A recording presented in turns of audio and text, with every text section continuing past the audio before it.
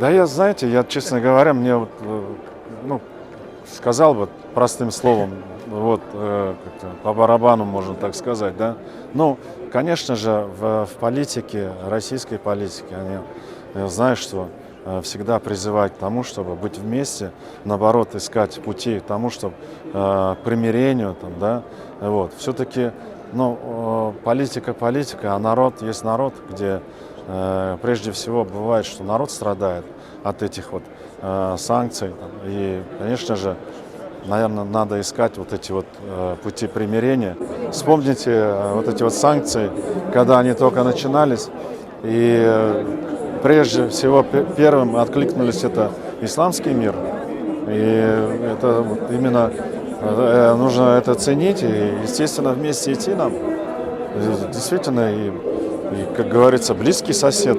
Это же, если Россия находится в Евразии, да, если географически, если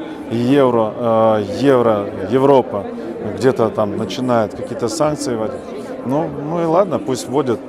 Зато после каждых санкций, конечно, есть рост и потенциал тех производителей, которые, может быть, где-то были в заперти. Сейчас им дают дорогу и открытость.